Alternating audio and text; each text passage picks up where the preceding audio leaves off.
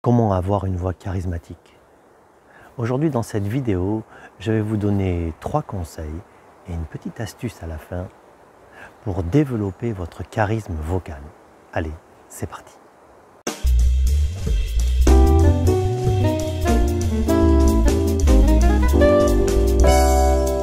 La voix, c'est un élément majeur de notre charisme. Elle nous sert à communiquer, elle nous sert à séduire, elle nous sert à expliquer. C'est un élément majeur de la relation avec les autres. Elle a aussi une image fondamentale sur notre image, sur ce que nous dégageons.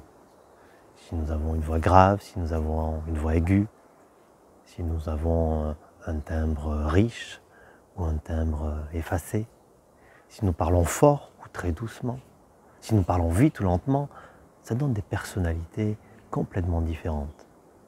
On peut bien se rendre compte que quelqu'un qui va parler très vite va dégager une personnalité peut-être un petit peu plus stressée, que quelqu'un qui aura une voix plus profonde et puis calme, qui amènera plus une force tranquille.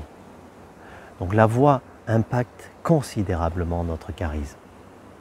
Et donc, comme je vous l'ai dit en introduction, je vais vous donner 3 astuces pour développer votre charisme vocal. Mais avant cela, j'aimerais vous présenter un petit peu ce qui caractérise une voix.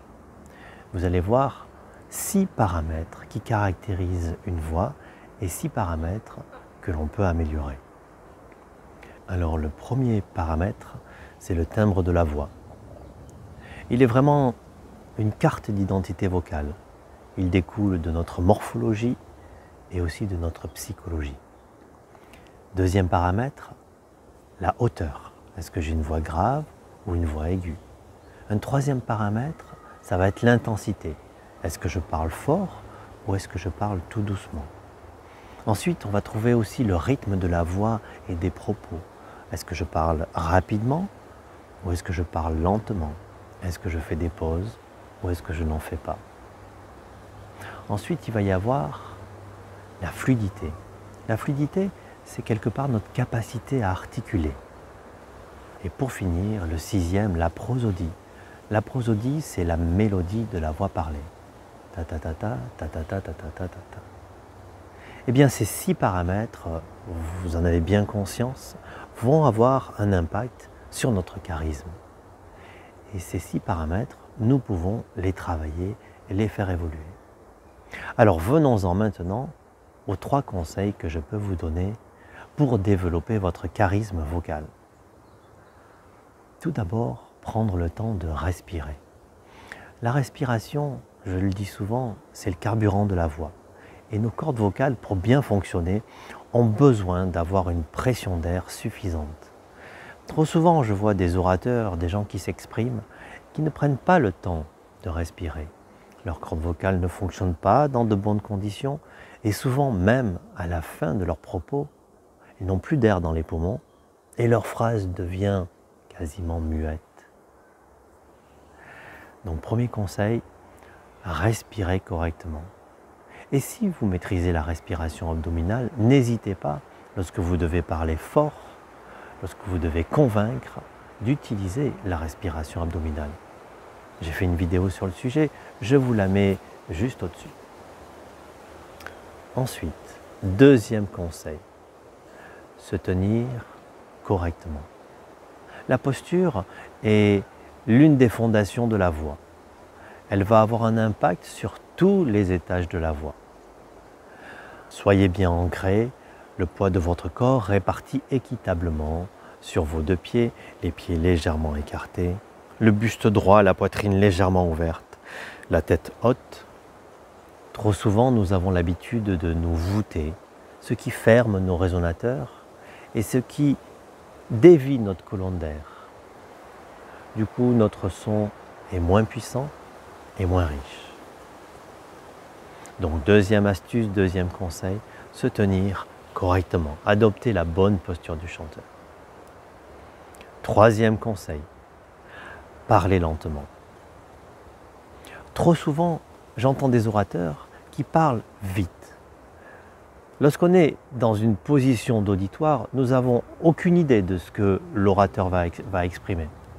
Nous devons décrypter son message mot après mot, intégrer le concept, se positionner par rapport à ce concept. Je suis d'accord, je ne suis pas d'accord.